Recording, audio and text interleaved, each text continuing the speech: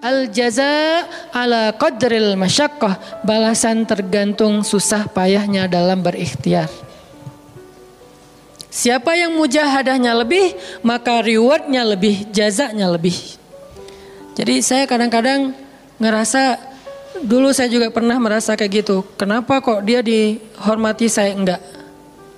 Kita enggak boleh cemburu tanpa alasan. Seolah-olah misalnya harusnya hormati semua orang dong, nggak bisa. Itu udah fitrah manusia dan sunatullah dalam kehidupan di dunia. Kalau kita pengen dihormati orang, kita harus menjadi rohilah. Kalau kita pengen dihargai orang, kita harus jadi rohilah. Nggak bisa kita berharap dihargai oleh pasangan kita atau calon pasangan kita, tapi kita nggak punya tanggung jawab, nggak bisa. Kalau teman-teman pengen dihargai oleh pasangan halalnya, teman-teman harus mengangkat tanggung jawab yang lebih berat daripada dia. Kalau dia yang capek, kita leleh aja di rumah, tapi kita minta dihargai. Saya kan suami. Suami itu bukan status, suami itu peran. Ada orang dia jenis kelaminnya perempuan, tapi dia suami. Kenapa? Karena dia mengambil peran laki-laki. Dan itu saya melihat banyak perempuan seperti ini. Hebat. Dan memalukan bagi suaminya. Di beberapa tempat saya melihat suaminya di pagi hari gak kerja. Cuma nongkrong-nongkrong aja di warung. Ngopi juga itu ada uangnya, giliran untuk nafkah keluarga dia nggak punya uang, untuk ngopi, untuk rokok dia punya uang, untuk anaknya nunggak sekolahnya, untuk anaknya makanannya seadanya. Sehingga karena ini udah berjalan bertahun-tahun, akhirnya istrinya udah nggak sanggup lagi berharap kepada dia, minta cerai juga nggak dicerai-ceraikan, akhirnya istrinya ikhtiar sendiri. Istrinya jadi pembantu rumah tangga, istrinya jadi kerja ke luar negeri. Saya beberapa kali ke Hong Kong, hampir tiap 4 bulan sekali ke Hong Kong, dan selalu mendengar cerita teman-teman di Hong Kong, para pejuang-pejuang di Hong Kong itu kan 99%-nya perempuan ya. Hong Kong itu 99% lebih perempuan. Beda kan sama Taiwan, Korea itu laki-laki dan perempuan agak imbang lah. Tapi kalau Hong Kong itu bisa dibilang dari 100 pekerja 99 orangnya bahkan lebih adalah perempuan. Dan semua mereka punya masalah yang hampir sama di negerinya, di kampungnya. Masalahnya mereka terpaksa untuk berangkat ke luar negeri karena ada yang demi membiayai sekolah anak-anaknya, single parent. Kemana suaminya? Suaminya pergi dan tidak bertanggung jawab. Atau suaminya ada tapi tidak mampu mencari nafkah. Terpaksa dia kerja ke luar negeri dengan segala macam resiko. Dan banyak banget kasus di Hong Kong. Siapa juga yang mau jauh-jauh dari keluarganya, apalagi punya anak masih kecil ya. Kemarin kita baru dengar cerita seorang anak yang harus merawat ayahnya yang sakit kanker gara-gara di rumahnya nggak ada siapa-siapa. Ibunya berjuang di luar negeri. Kenapa? Karena suaminya sakit. Kalau ini masih bisa kita pahami lah. Tapi kemana pamannya misalnya? Kemana misalnya kakaknya? Nggak tahu punya kakak atau gimana? Nggak tahu kondisi pamannya. Yang jelas bahwa ternyata kita itu dihargai itu bukan karena kita berstatus suami. Kita dihargai karena kita berperan sebagai suami, bukan berstatus sebagai suami. Kalau suami pengen dihargai, ambillah peran suami. Laki-laki pengen dihargai, ambillah peran laki-laki. Apa peran laki-laki? Tanggung jawab. Ambil sebanyak mungkin. Kalau kita udah menikah, tanggung jawab kita itu kalau mau lebih, jangan cuma istri. Ambil keluarga istri untuk kita ambil tanggung jawabnya. Adiknya istri, mungkin keluarga istri kita nggak mampu, adiknya kita sekolahin. Mertua sakit, kita biayain. Nanti siapa lagi? Keluarga besarnya ada masalah, kita biayain, kita hutangin. Kalau misalnya kita nggak sanggup memberikan hadiah atau sedekah, ambil amanah, tanggung jawab itu ambil semampu kita. Itulah contoh Rasulullah SAW. Makanya Nabi ketika sudah menikah dengan Khadijah, yang tinggal di rumah Nabi itu bukan cuma anak kandung beliau. Ada anak angkatnya Zaid bin Harithah. Ada sepupunya Ali bin Abi Thalib. Ada banyak lagi keluarga besar Khadijah yang tinggal bersama Nabi. Sehingga rumah Nabi itu adalah rumah yang banyak sekali orang-orang yang ditampung oleh beliau. Itu yang disebut dengan anfa'uhum linnas. Ambil tanggung jawab yang besar. Sehingga Khadijah tuh respect banget sama sosok Nabi Muhammad. Bahkan sebelum Nabi dapat wahyu, sehingga gak disebut Nabi, respect sama sosok seorang Muhammad. Apalagi setelah beliau dapat wahyu, beban beliau bukan lagi keluarganya sekarang, beban beliau adalah umatnya. Yang diurus oleh Nabi bukan lagi keluarga sekarang setelah dapat wahyu, umat. Dan umat di sini lintas nasionalisme. Ada yang datang dari Persia namanya Salman Al-Farisi, ada yang datang dari Romawi namanya Suhaib Ar-Rumi.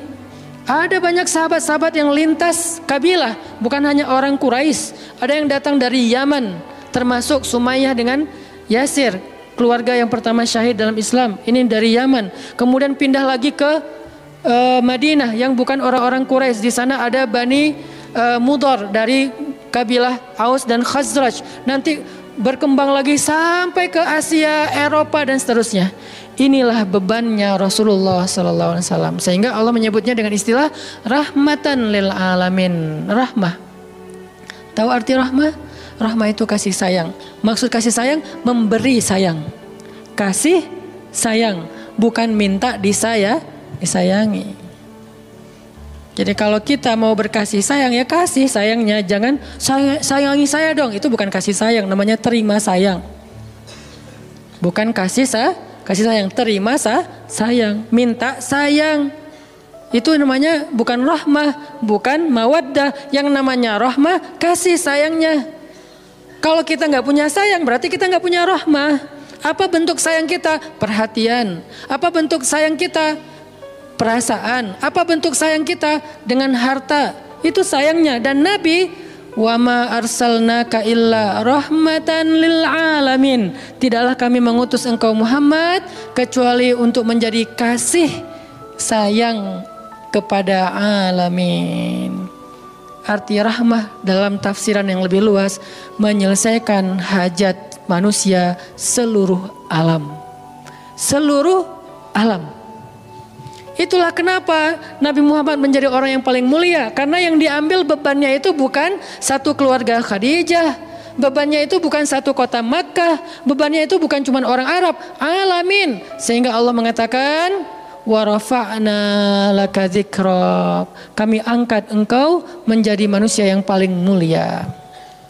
Karena beban yang diambilnya paling berat.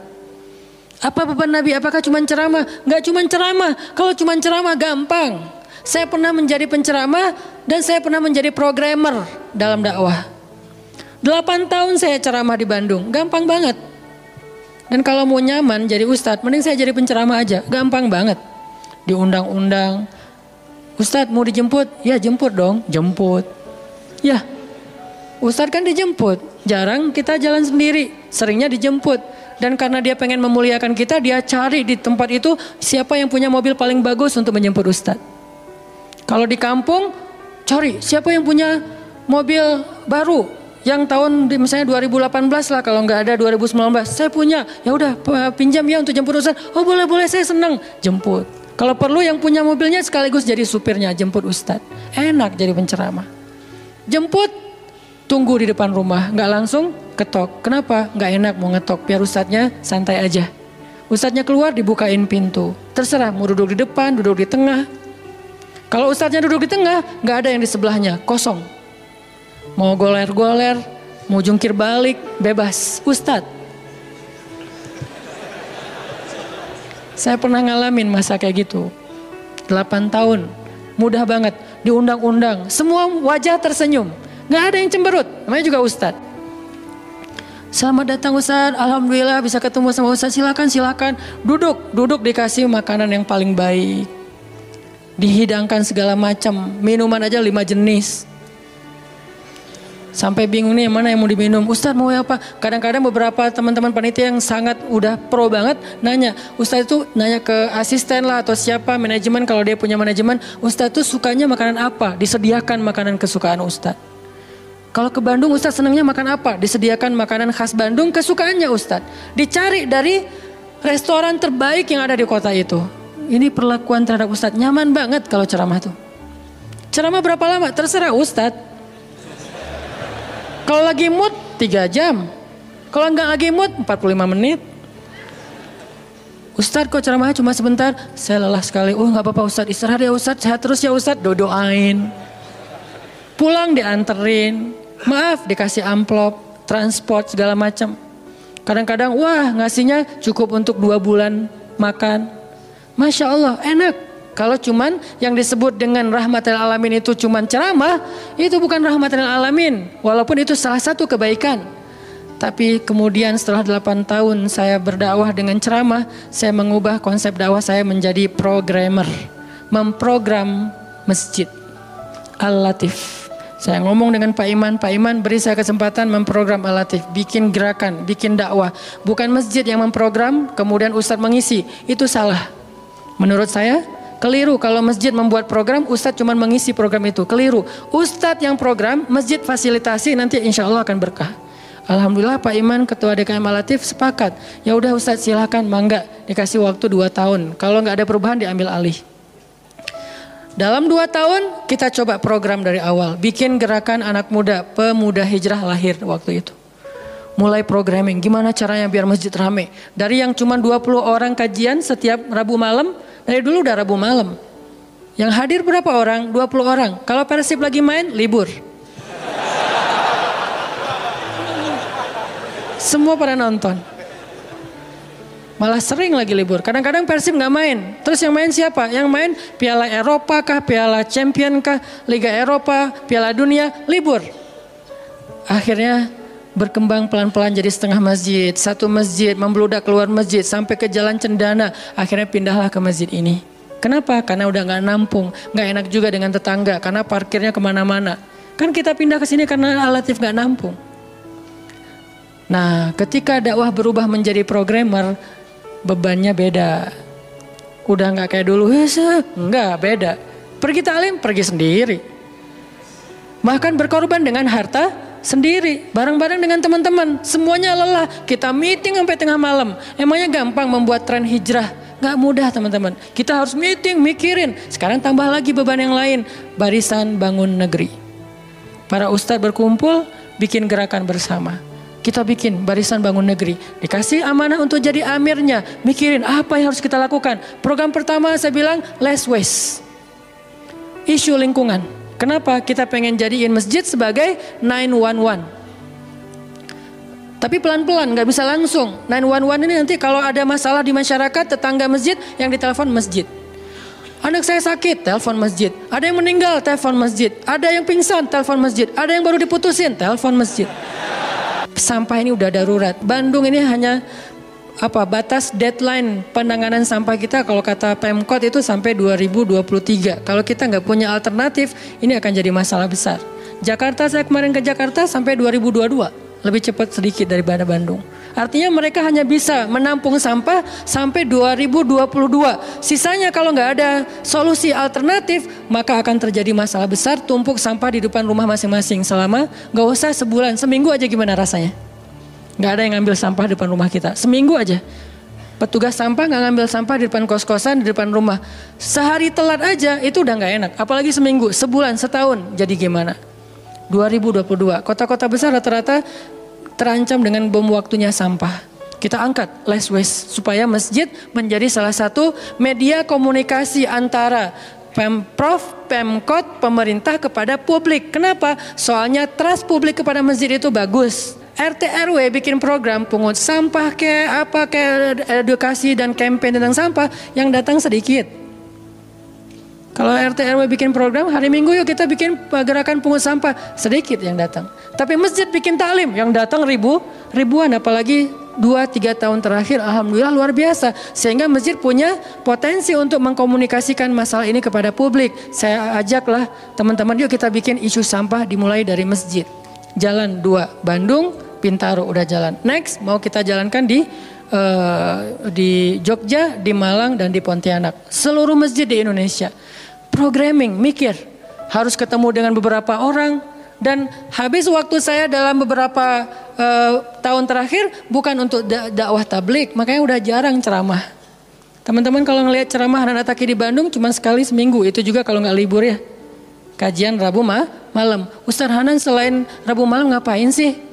Ustaz kosong nggak? Kosong, saya bilang. Kenapa nggak mau ngisi jadwal? Kosong dari taklim tapi nggak kosong dari aktivitas. Sehari meeting bisa 5 kali. Dulu saya pernah yang kalau bahasa teman-teman tuh ngeprank jamaah, bukan ngeprank sebetulnya. Katanya Ustaz nggak datang, tiba-tiba datang kan? Itu tuh meeting 5 kali sehari, dari pagi, siang, sore, menjelang maghrib, baru beres isya. Meeting dengan siapa aja Ustaz? Banyak hal yang harus kita bereskan untuk bisa memunculkan satu program kecil. Akhirnya beres Isya, saya bilang masih ada jamaah enggak? Sebagian udah pulang Ustaz, tapi yang lain masih pada nunggu, kasihan. Ya udah saya jalan aja ke sini naik motor, sampai di sini Isya baru ngisi kajian. Artinya ternyata bebannya beda. Tapi rohilatan itu yang disebut dengan dakwahnya Nabi. Saya baru mengambil sebagian kecil dari banyak varian dari dan instrumen dakwah Nabi, itu cuma sebagian kecil, memprogram. Baru masjid. Nabi itu alamin loh. Gimana mengubah kota Mekah yang dulunya kemusyrikan merajalela, perzinahan merajalela, kemudian anak perempuan dibunuh karena dianggap membawa sial, riba luar biasa, banyak yang dibunuh gara-gara gak mampu membayar hutang, dan perbudakan, dan banyak lagi masalah sosial. Bukan hanya masalah akidah dan ibadah. Akidah dan ibadah itu adalah inti masalahnya, kemudian merembet ke masalah sosial, biasanya kayak gitu. Kalau akidahnya melenceng, biasanya sosialnya rusak. Walaupun gak selalu kayak gitu juga sih. Karena ada di beberapa negara yang akidahnya mereka syirik, tapi sosialnya bagus. Walaupun ada problem sosial lain yang mungkin gak perlu dibahas di sini. Yang jelas awalnya berawal dari kemusyrikan. Kemudian berkembang menjadi masalah ekonomi, sosial, dan seterusnya. Nabi menyelesaikan masalah kota Mekah. Gimana caranya? Mekah yang tadinya kota yang jahiliyah menjadi kota Islamiyah, kota yang Rabbaniyah, kota yang penuh dengan kebaikan. Madinah yang tadinya kota yang penuh dengan sampah, Yathrib berubah menjadi kota Munawwarah. Sekarang udah nyampah lagi. Di zaman Nabi itu benar-benar Madinah Munawwarah. Sekarang mungkin nggak sebagus di zaman Nabi, cuman bangunannya doang yang megah, tapi secara lingkungan, secara sosial nggak sebaik zaman dulu lah. Kalau bangunan itu kan bukan indikasi peradaban ya. Karena kita pernah mengalami masa peradaban Islam yang keren, nggak ada tuh bangunan pencakar langit seperti Dubai. Kita di Dubai bangunan pencakar langit, tetapi secara peradaban ada masalah di Dubai, terutama masalah sosial. Di Arab Saudi masalah lingkungannya luar biasa, salah satu penghasil sampah 10 besar di dunia. Kalau untuk masalah sampah organik termasuk 5 besar di dunia. Artinya makan sering dibuang-buang. Makanya sampah organiknya paling banyak, waste-nya paling banyak. Itu yang diselesaikan oleh Nabi di kota Mekah dan Madinah. Kemudian berkembang di kota-kota lain sampai ke Irak, sampai ke Syam, sampai ke Mesir, sampai ke Eropa, sampai ke Turki, sampai ke Afrika, bahkan sampai ke Nusantara. Rahmatan lil alamin. Rahmah bukan cuma ceramah. Kalau ceramah, Nabi lebih jago dari siapapun. Orang siapapun yang berceramah itu kopas dari Nabi kan? Ada yang ceramah nggak kopas dari Nabi? Nggak ada. Kopas dari Nabi Musa enggak, kecuali diriwayatkan dari Nabi Muhammad, kemudian baru Nabi Muhammad meriwayatkan dari Nabi Isa dan Nabi Musa. Semuanya kopas, copy paste dari Rasulullah SAW. Artinya kalau mau ceramah, bahan Nabi itu banyak banget. Dan kalau Nabi mau ceramah, yang ngundang pasti banyak banget. Jadilah Nabi dai sejuta umat. Capek pasti setiap hari 5 kajian. Nabi lagi di mana? Lagi di Syam. Sampai 2 tahun ke depan jadwal ceramah penuh. Kalau Nabi mau kayak gitu. Tapi ternyata Nabi bukan cuma ceramah, memprogram umat. Ada yang masalah datang ke Nabi, ya Rasulullah, saya diceraikan oleh suami saya dengan bahasa kamu bagi saya seperti ibu saya, zihar. Nabi bingung nih, gimana nih zihar? Kok suaminya gitu banget sih sama dia? Ya udah berarti kamu sudah diceraikan oleh suamimu, sabar ya, dinasihati, disabar-sabarin sama Nabi. Dia pulang turun ayat surat Al-Mujadalah tentang bab zihar. Ada lagi yang datang rame, dia yang salah, saya yang salah, dia yang salah. Akhirnya didamaikan sama Nabi. Nabi mau takbir nih, pergi ke masjid mau sholat berjamaah, mau takbir. Ya Rasulullah, di Bani Salamah ada masalah, mereka hampir berperang. Gak jadi takbir, pergi ke Bani Salamah menyelesaikan hajat mereka. Datang-datang jamaah udah sholat, Nabi sholat yang jamaah yang kedua. Artinya rahmah, ngambil beban umat. Belum lagi nanti beban umat yang tertindas di antara Bani Israel, di luar negeri, di Yaman, di Syam. Yang Nabi mengutus para sahabat untuk menyelesaikan hajat-hajat mereka. Makanya Nabi mengatakan, siapa yang datang kepada saudaranya untuk menghilangkan masalahnya, maka Allah akan menghilangkan masalah orang ini nanti di akhirat. Makanya beban Nabi itu berat banget teman-teman. Kalau kita baca sirah Nabi, luar biasa. Nabi itu lelah banget. Sampai para sahabat meriwayatkan Nabi itu dulu sebelum dapat wahyu, beliau seger gitu. Setelah dapat wahyu tetap ganteng, tetap keren, karena memang aslinya udah dari sononya keren ya. Cuman udah ada guratan lelahnya tuh terasa di wajah beliau. Lelah banget. Sampai Nabi itu Pernah sampai Allah bilang gini, "Fala'allaka bakhi'un nafsaka 'ala atharihim." Hampir saja engkau mencelakai dirimu gara-gara mereka. Apa maksudnya? Kok Nabi hampir mencelakai dirinya gara-gara mereka, itu maksudnya apa? Saking terbebannya Nabi dengan kondisi umat, hampir-hampir Nabi itu sakit keras, hampir-hampir Nabi itu binasa, celaka, meninggal demi mikirin nasib umat. Kayak gitu banget coba. Itu namanya rohilatan. Kita belum sanggup untuk memikul beban umat sedunia. Makanya minimal kalau kita nggak ngambil beban umat sedunia dengan tangan kita, minimal dengan pikiran kita aja. Kita mikir nggak sih nasib Palestina? Atau kita masih nganggap bahwa itu beda negara? Kalau beda negara oke. Apakah kita memikirkan mereka karena kemanusiaan? Masa kita mau bilang mereka bukan manusia? Kan sama-sama manusia. Harusnya kita merasakan apa yang dia rasakan karena kita sama-sama manusia, punya perasaan yang sama. Kalau kehilangan akan sedih, kalau melihat kezoliman juga enggak akan kuat, kalau dizolimi juga akan sakit. Kita mikir enggak tentang Palestina? Kita mikir enggak nasib Suriah? Kita mikir enggak nasib Rohingya?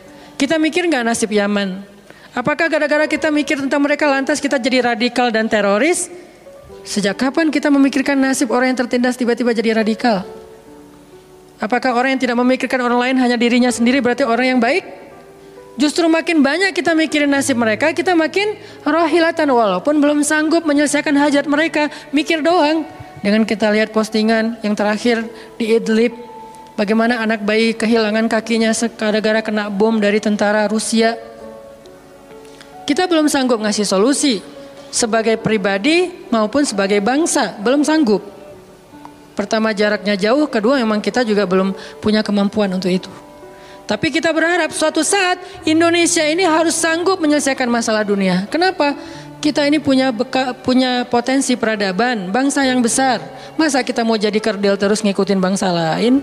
Kita ini bangsa besar, umat Islam terbesar di dunia. Dan orang Indonesia itu pinter-pinter, profesornya banyak, saintisnya banyak, orang kayanya banyak, keren Indonesia nih.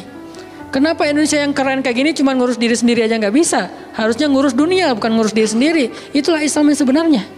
Kita ngurus Rohingya, gimana caranya Rohingya punya tempat tinggal? Kita urus Suriah, kita urus Palestina. Lalu apakah kita memikirkan tetangga kita? Teman-teman lihat deh. Salah satu yang mungkin proyek kecil lah. Ini yang karena yang saya tahu, karena istri sendiri yang ngerjain. Lihat rumah teduh sahabat Iin. Setiap harinya ada yang meninggal dengan kanker ovarium yang gede banget. Ada yang kanker apa? Yang dulu yang saya bawa Ustaz Abdul Samad keliling di Bandung tuh. Seorang anak muda yang udah meninggal. Seminggu setelah Ustaz Abdul Samad mengunjungi dia, Rian namanya meninggal dunia. Alhamdulillah dia sempat ketemu dengan Ustaz Abdul Somad, sempat dinasehati, mudah-mudahan di akhir hayatnya dia setelah dapat nasihat dari UAS, dia jadi sabar, jadi balik lagi ke Allah sehingga husnul khotimah. Datang kita, ketemu dengan Rian, habis ininya.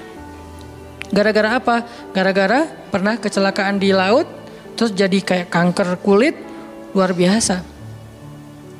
Itu parah banget. Dan itu nggak satu kasus, banyak. Di Jawa Barat aja udah banyak banget, apalagi Indonesia. Apakah kita mau mengambil beban itu? Atau kita bahkan melihat juga nggak mau karena ngerasa nggak kuat, nggak berani. Terus kapan kita kuatnya? Kalau kita nggak kuat, namanya bukan rohilah. Yang namanya rohilah itu harus kuat. Dikuat-kuatin kalaupun nggak kuat. Sudah seberat apa beban yang kita ambil? Selain, dan itu nggak bisa di apa ya bahasanya, diambil sebagian, dibuang sebagian yang lain, enggak. Minimal kalau yang di dekat kita mengambil bebannya sampai menyelesaikan hajatnya. Dengan harta mungkin, dengan skill, dengan network, dengan minimal dengan sosial media. Kita repost, ya ada yang bisa bantu ini enggak. Kalau yang di luar negeri, karena kita nggak sanggup menyelesaikan, minimal dengan pikiran dan doa. Kasihan ya mereka, doain terus. Karena doa kita itu ngaruh. Jangan berpikir mendoakan mereka itu nggak ngaruh itu. Mempercepat datangnya pertolongan Allah. Minimal dengan doa kita, Allah kuatkan hati mereka. Minimal. Dengan doa kita, Allah kuatkan hati saudara kita di Yaman, di yang kelaparan di Syam, di Palestina, di Rohingya, di Turkistan, yang masih dalam campnya orang-orang komunis. Minimal doa kita menguatkan hati mereka, kan berarti membantu. Ada orang yang ketika dapat musibah, kita datang nggak bisa ngasih solusi, tapi begitu kita nasihati lalu kita doakan, itu udah membantu dia, minimal hatinya jadi lapang. Kemudian kita doakan, dia merasa diperhatikan. Bukankah itu sebuah bantuan? Dan itu rahilah. Semuanya aja yang di luar negeri kita pikirkan, apalagi yang di dalam negeri, semampu kita. Makanya nama barisan kita tuh Barisan Bangun Negeri. Kalau ditanya, apa Ustadz tujuan bikin gerakan Barisan Bangun Negeri? Ya bangun negeri. Masa masih ditanya ya? Karena masih ada yang nanya, ngapain sih tuh ustadz-ustadz ngumpul mau bangun negeri? Itu udah jelas dari namanya juga. Terus santrinya ngapain? Namanya Santri Bangun Negeri. Ustadznya Barisan Bangun Negeri, ada 2 nama. Para guru, saya pelan-pelan pengen ngumpulin para guru-guru yang seleting. Supaya kita barengan, ngumpulin pelan-pelan. Namanya Barisan Bangun Negeri. Nanti teman-teman yang ngikutin para guru, para santri, namanya Santri Bangun Negeri. Jadi kalau ditanya mau ngapain, mau bangun negeri. Programnya apa? Pertama, program isu lingkungan. Nanti naik lagi isu sosial, naik lagi isu healthcare, kemanusiaan, kesehatan dan seterusnya. Kan itu tugas pemerintah, kita nggak mau menyalahkan siapapun. Udah capek berdebat, tugas kita sekarang siapa yang pengen jadi rohilah. Itu yang dilakukan para guru kita sekarang teman-teman di Barisan Bangun Negeri. Mikir, kemarin saya 40 jam nggak tidur. Dari Bandung ke Jogja. Di Jogja ada acara, udah beres acara, kita ada meeting yang penting banget yang bikin saya sesak sampai sekarang. Itu ada diskusi yang saya tidak bisa sampaikan ke publik. Itu diskusi dari jam 11 malam sampai jam setengah 4 subuh. Kenapa diskusinya sampai malam Ustaz? Karena besok kita semuanya udah pada bubar. Udah pada pulang masing-masing ke negerinya sehingga nggak sempat ketemu. Ketemunya kita cuman malam Selasa. Selasa subuh pesawatnya udah mulai ada yang pesawat jam 5, jam 6, jam 7. Jadi malam itu harus kita selesaikan meeting kita. Meeting lah kita sampai jam setengah 4 subuh. Beres meeting langsung ke bandara. Saya dengan salah satu ustadz ke bandara berdua naik flightnya pas bareng. Belum selesai tadi meetingnya, meeting lagi di pesawat. Dari Jogja ke Jakarta. Di Jakarta saya ketemu dengan beberapa teman-teman yang pengen mendukung program pesantren yang sedang kita dari setahun yang lalu ingin kita buat, tapi juga belum cukup untuk membebaskan lahan karena kita butuh 15 M membebaskan lahan. Alhamdulillah udah terkumpul sekitar 2 M, masih jauh dari target. Baru membebaskan lahan, belum membangun. Akhirnya bahasa istri saya ngamen di Jakarta dari pagi, siang, sore, malam pulang. Di kereta juga diskusi lagi sama istri karena ada beberapa program yang harus kita bereskan. Sampai rumah jam 12 malam. Jadi 1 hari setengah. Hampir 2 kali 24 jam. Baru istirahat. Itu kalau programming. Beda dengan ceramah. Diundang ke Jogja. Ustadz ceramahnya di Jogja. Oke, jam berapa? Isya. Ya udah saya datangnya maghrib. Terbang jam 5. Sampai di sana maghrib. Ceramah. Beres ceramah saya tidur. Gampang kan? Beres ceramah jam 11 malam, balik ke hotel. Dipesankan hotel sama panitia. Hotelnya mau yang gimana Ustadz? Terserah, yang dekat-dekat aja biar nggak capek di jalan. Oh ya Ustadz, dikasih hotel biasanya yang enak, yang deluxe.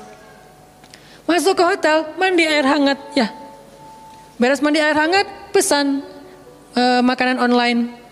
Karena tadi belum makan, misalnya kalau telat makan juga. Pesan datang ke kamar. Kadang-kadang saya cuma pesan 1 jenis, mereka pesan 3 jenis. Saya belum makan, lapar, boleh nggak pesan sate? Oh boleh Ustaz. Datang sate, datang mie godok, datang apa, banyak. Semuanya ditaruh di depan kamar. Ustaz, ini udah ada makanannya. Masya Allah makanannya banyak gini. Kalau cuma ceramah, habis makan jam 12, tidur. Bangun sholat subuh, beres subuh, olahraga. Ya, karena di hotel, treadmill. Beres treadmill, berenang. Beres berenang, breakfast. Beres breakfast, terbang ke Bandung. Kan enak ya? Kalau cuman ceramah. Jadi kerjanya cuman 1,5 jam pas ceramah. Itu juga santai. Namanya juga ceramah gampang. Tapi kalau programming, buat program kayak tadi ceritanya, meeting gak beres-beres. Sampai enak dengan meeting. Kopi entah berapa gelas. Ada yang digulaan, ada yang gak digulaan. Ada yang pakai susu, ada yang gak pakai susu. Sampai diistilahkan yang gak pakai susu kopi akhi, yang pakai susu kopi ukhti. Semua jenis kopi.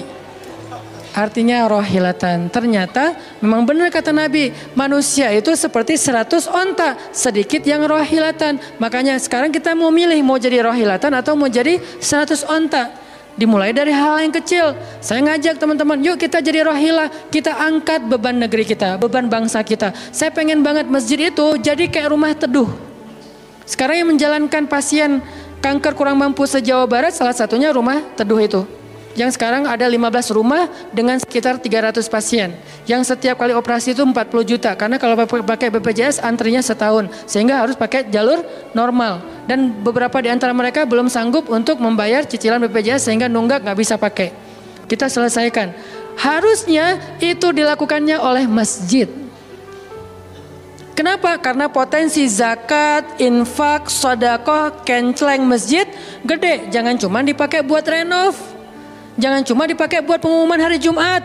Kenceleng minggu ini 300 juta. 300 juta di sebelah masjid ada orang lapar. Berarti ngapain 300 juta teh?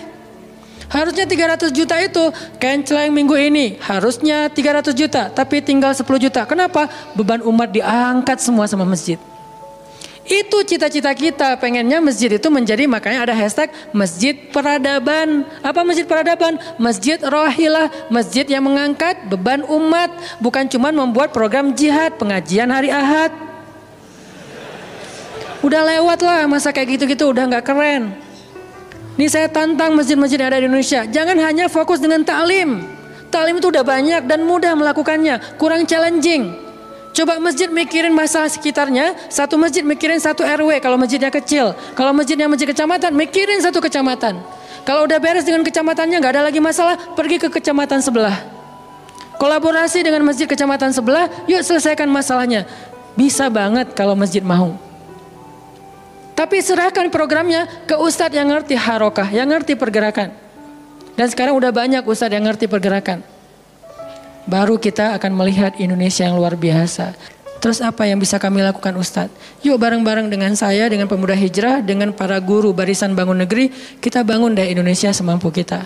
Dengan apa? Dengan skill kita masing-masing. Dengan potensi kita masing-masing. Ada yang punya harta dengan hartanya. Ada yang punya kemampuan skillnya dengan skillnya.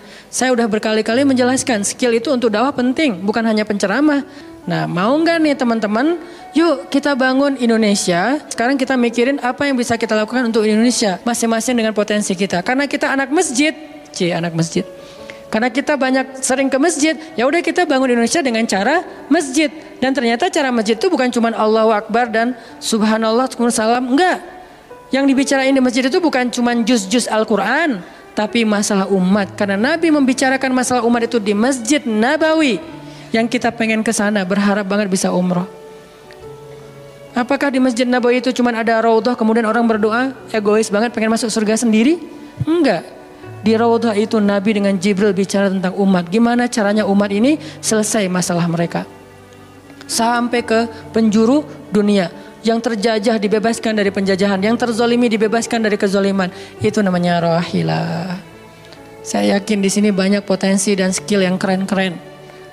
Coba berikan skillnya untuk dakwah. Dedikasikan skillnya untuk agama. Yang kalau kita dedikasikan untuk agama, insya Allah untuk bangsa dan negara udah pasti. Karena agama kita itu bukan agama ritual. Agama kita ini adalah agama kehidupan. Sehingga yang ada di dalamnya bukan cuma bab sholat, tetapi juga bab orang sakit. Dan kita tahu banyak hadis tentang itu. Bab lingkungan, dan kita mulai tahu hadis-hadis tentang itu. Yuk kita dedikasikan skill kita, potensi kita, harta kita untuk agama Allah. Kita angkat beban umat bareng-bareng. Karena kalau saya ngangkat sendiri, saya paling-paling ngangkat sanggupnya itu 100 kilo. Itu juga udah ngos-ngosan. Tapi kalau kita ngangkat bareng-bareng, bisa bertonton beban umat kita angkat. Mudah-mudahan dari kajian mager ini, mudah-mudahan kelak kita bisa menjadi orang yang mudah bergerak, sanggup bergerak, dan geraknya bersama-sama. Barakallahu fikum. Billahi taufiq wal hidayah. Allahumma inna nas'aluka ridhaka wal jannah wa na'udzubika min sakhatika wan nar. Allahumma a'inna ala dzikrika wa syukrika wa husna ibadatik. Rabbana habbib ilainal iman wa zayyinhu fi qulubina wa karrih ilainal kufra wal fusuqa wal isyan waj'alna minar rasyidin. Rabbana atina min ladunka rahmah wa hayyi' lana min amrina rasyada. وهيئ لنا من أمرنا رشدا وهيئ لنا من أمرنا رشدا واجعل لنا من كل ضيق مخرجا ومن كل هم فرجا ومن كل عسر يسرا ربنا آتنا في الدنيا حسنة وفي الآخرة حسنة وقنا عذاب النار وصلى الله على سيدنا محمد وعلى آله وصحبه أجمعين والحمد لله رب العالمين.